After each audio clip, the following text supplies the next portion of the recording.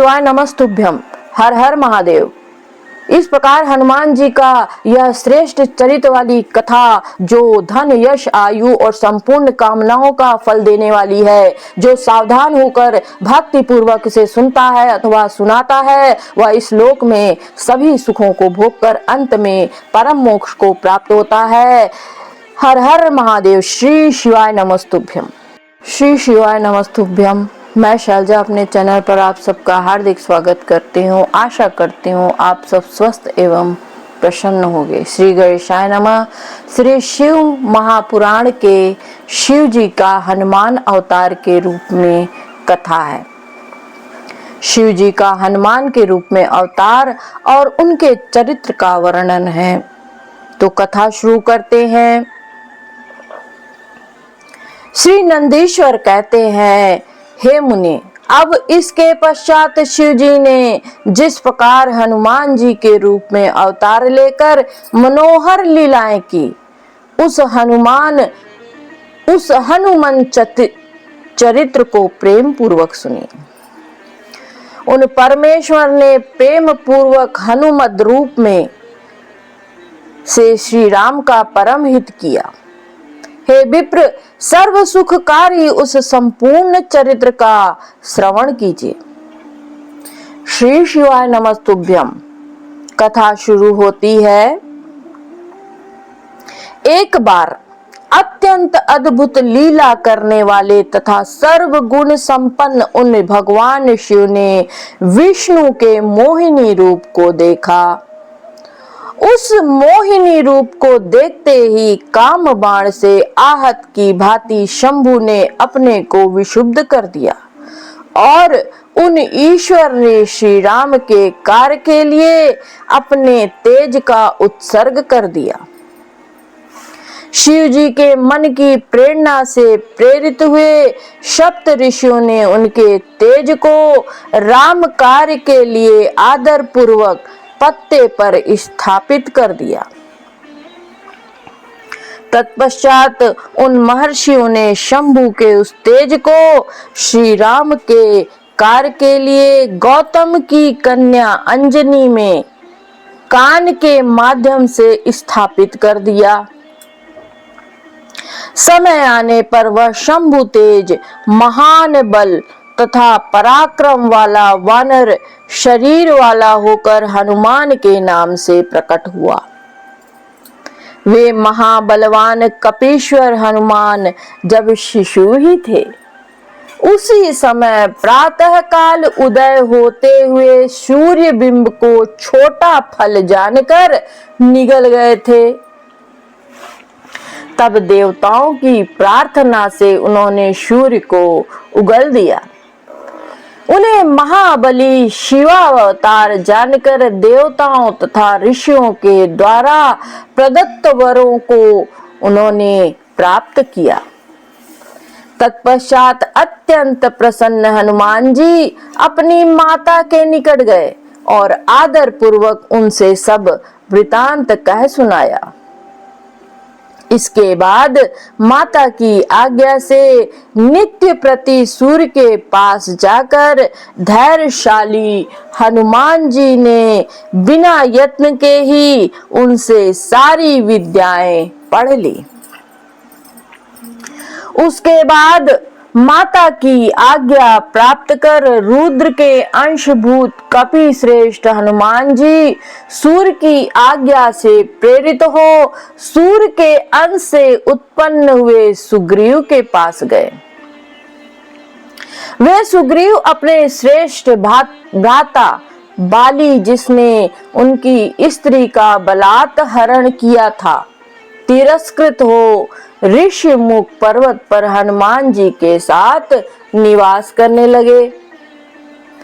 तब वे सुग्रीव के मंत्री हो गए। शिव जी के अंश से उत्पन्न परम बुद्धिमान कपि श्रेष्ठ हनुमान जी ने सब प्रकार से सुग्रीव का हित किया। उन्होंने भाई लक्ष्मण के साथ वहां आए हुए अपहृत पत्नी वाले दुखी राम के साथ उनकी सुखदायी मित्रता करवाई। श्री रामचंद्र जी ने भाई की स्त्री के साथ रमण करने वाले महापापी एवं अपने को वीर मानने वाले कपिराज बाली का वध कर दिया।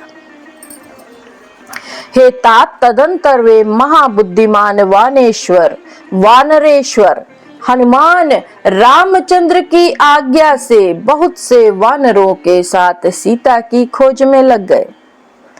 सीता जी को लंका में विद्यमान जानकर वे कपीश्वर दूसरों के साथ ना लांघे जा सकने वाले उस समुद्र को बड़ी शीघ्रता से लांघ कर गए।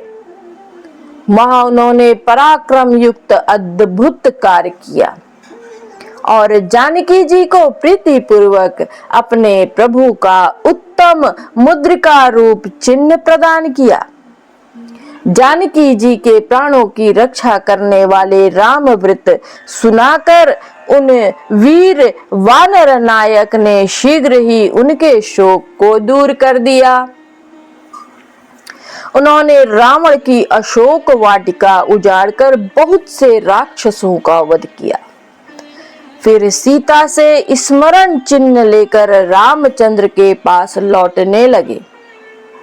उस समय महालीला करने वाले उन्होंने अत्यंत निर्भय होकर रावण के पुत्र तथा अनेकों राक्षसों को मारकर वहां लंका में महान उपद्रव किया।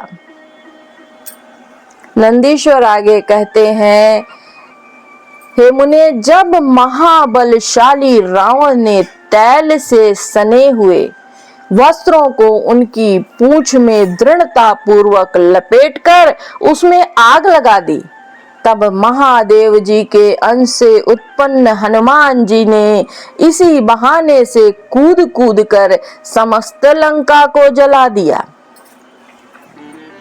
तदंतर वे कपि श्रेष्ठ वीर हनुमान केवल विभीषण के घर को छोड़कर सारी लंका को जला करके समुद्र में कूद पड़े। वहां अपनी पूंछ बुझाकर शिव जी के अंश से उत्पन्न वे समुद्र के दूसरे किनारे पर आए और प्रसन्न होकर श्री राम जी के पास गए। सुंदर वेग वाले कपि श्रेष्ठ हनुमान जी ने शीघ्रता पूर्वक श्री राम जी के निकट जाकर उन्हें सीता जी की चूड़ामणि प्रदान की। तत्पश्चात उनकी आज्ञा से वानरों के साथ उन बलवान तथा वीर हनुमान जी ने अनेक विशाल पर्वतों को लाकर समुद्र पर पुल बांधा। तब पार जाने की कामना वाले श्री रामचंद्र जी ने विजय प्राप्त करने की इच्छा से शिवलिंग को यथाविधि प्रतिष्ठित कर तदुपरांत उनका पूजन किया। तत्पश्चात उन्होंने पूज्यतम शिव जी से विजय का वरदान प्राप्त करके समुद्र पार करके वानरों के साथ लंका को घेरकर राक्षसों से युद्ध किया। उन वीर हनुमान जी ने राक्षसों का वध किया, श्री रामचंद्र जी की सेना की रक्षा की तथा शक्ति से घायल लक्ष्मण जी को संजीवनी बूटी के द्वारा पुनः जीवित कर दिया। इस प्रकार महादेव के पुत्र प्रभु उन हनुमान जी ने लक्ष्मण सहित श्री राम जी को बहुत प्रकार से सुखी बनाया और संपूर्ण सेना की रक्षा की।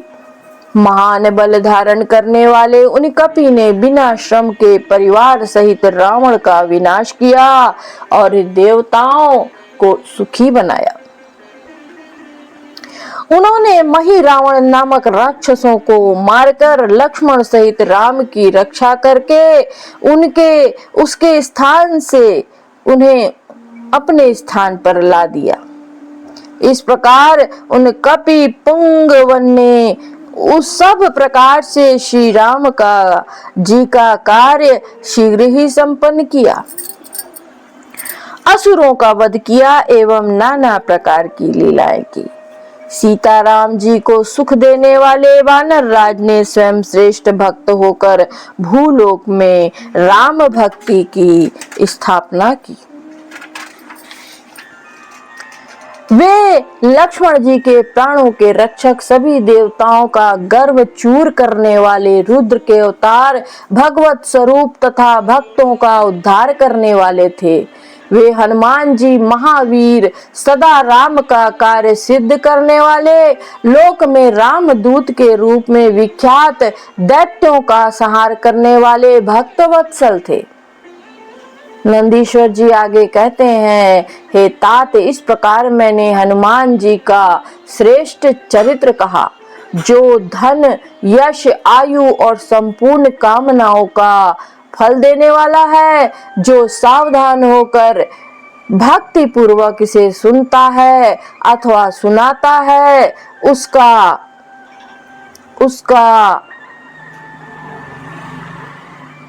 वह उस लोक में सभी सुखों को भोगकर अंत में मोक्ष को प्राप्त होता है। श्री शिवाय नमस्तुभ्यम। हर हर महादेव।